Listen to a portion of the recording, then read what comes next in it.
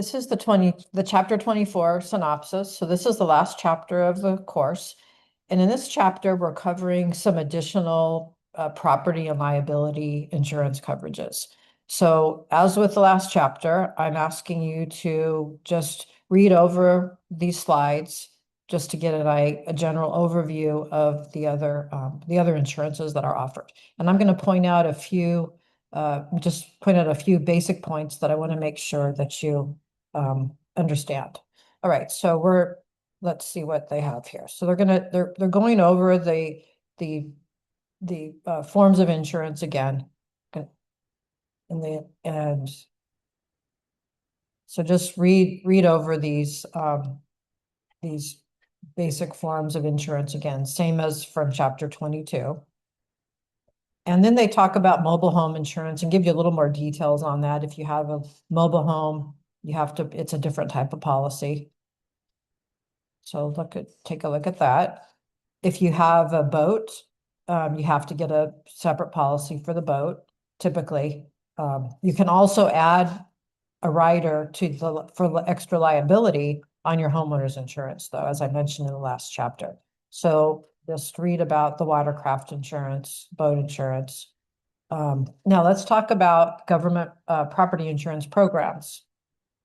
That's flood insurance. So flood insurance is underwritten by FEMA, and it's inexpensive for the most part, unless you're in a really high flood prone area. If you're in a high flood prone area, you might want to consider moving, if you're buying a house and it's in a flood prone area, really reconsider that, because the flood insurance is very high for flood prone areas. It has gotten worse over the years. One interesting thing to note about insurance is not transferable. For example, if you sell your house, you cannot transfer your homeowner's insurance to the new buyer. However, the flood insurance does transfer. So right now we're in a situation with this flood insurance where the government redid the maps. They redid the way they charge for insurance. And so they looked at the flood insurance program nationwide, and they looked at who had the most claims and so forth.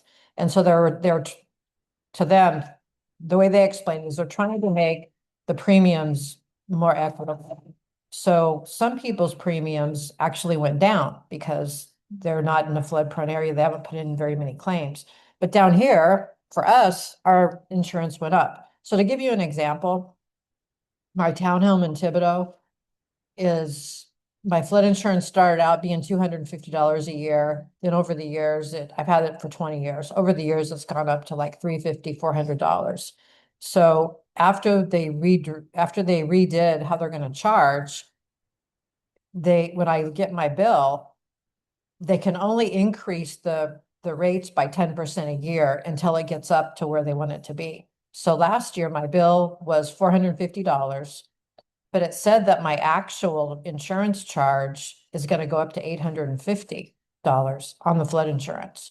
So what they've done, if your insurance increases, they can only raise it by 10% a year until it gets up to that point. So the reason I'm telling you this is because if I sold my townhome, the new buyers can have my policy that'll transfer to them, and they'll be paying the $450 a year. That's going to be increasing by 10% until it gets to the $850.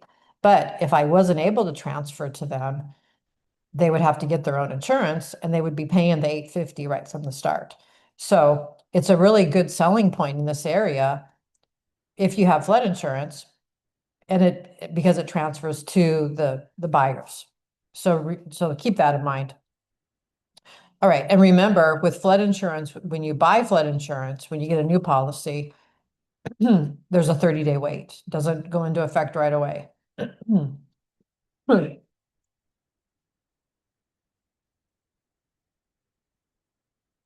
Okay. I'm going to skip these slides. You can read these. There's just more details on the flood insurance. They do give you they do give you contents coverage, and it's for the dwelling, for the contents and so forth. It pretty much mimics a homeowner's policy, but there's no liability, obviously. It's just contents. It's the dwelling and the contents. So you can read all those details. Okay, now this is the other thing I wanted to talk about. These are called FAIR plans. So if you live in an area that is high risk for insurance, then the state governments have stepped in. The state governments step in to provide government insurance. Basically, what's happening here is the state government will fund insurance through what's called a FAIR plan. So if you live in a this started out if you lived in an urban area where there was a lot of crime, vandalism, and so forth, and the private insurance wouldn't cover you. So you could get insurance through the state through this FAIR plan, and it's more expensive, of course, but you don't have a choice if you can't get private insurance. So now it's really kind of shifted more towards high risk areas for perils. So uh, Florida has a FAIR plan. They call it Citizens, and in Louisiana, it's a FAIR plan too. I believe it's called Citizens also.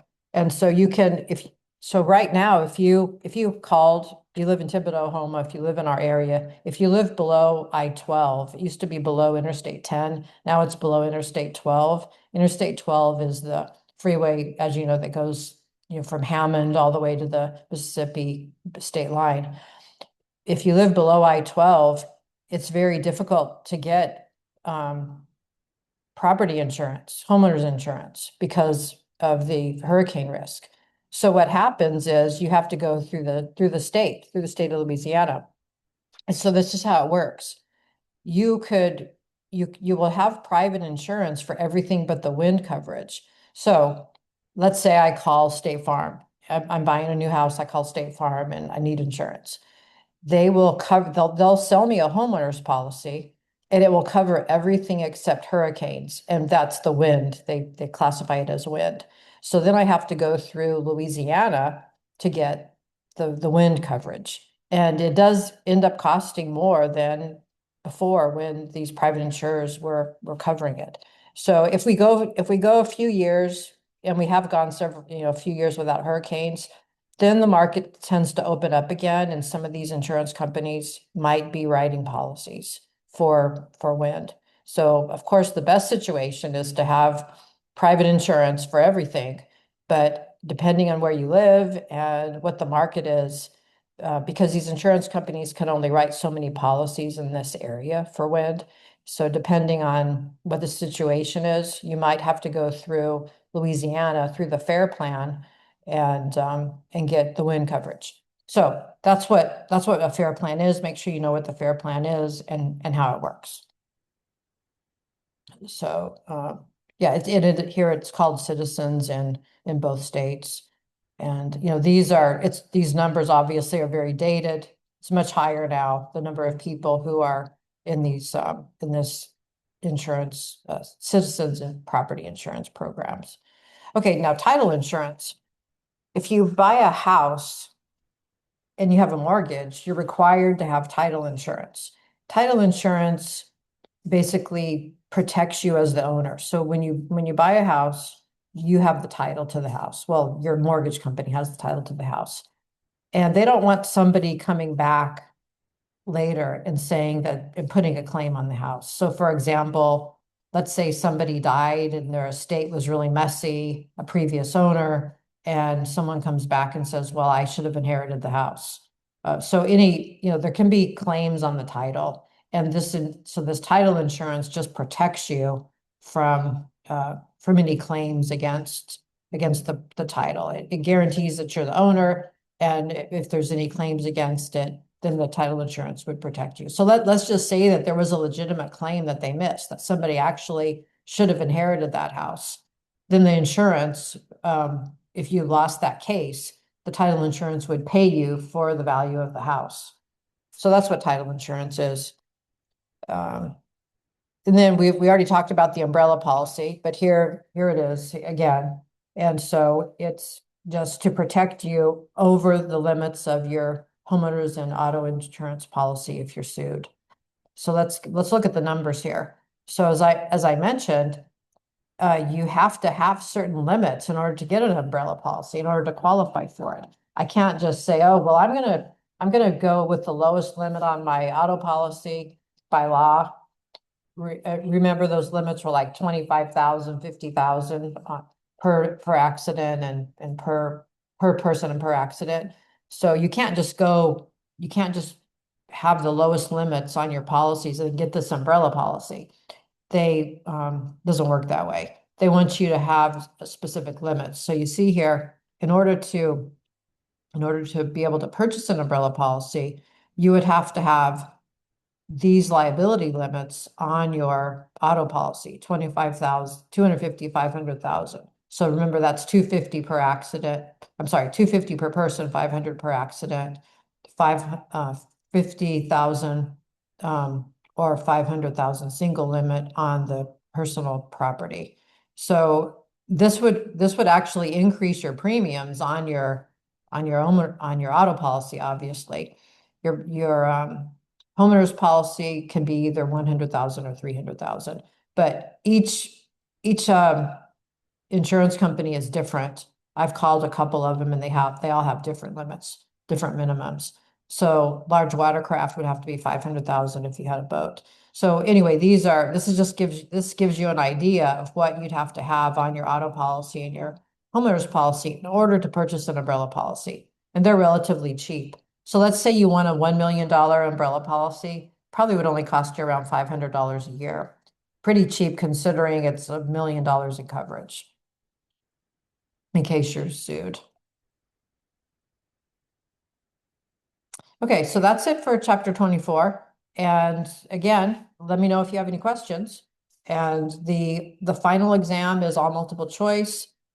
Make sure that you go through the study guide.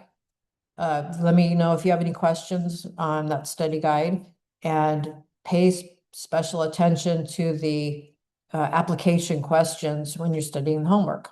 Thank you. Bye-bye.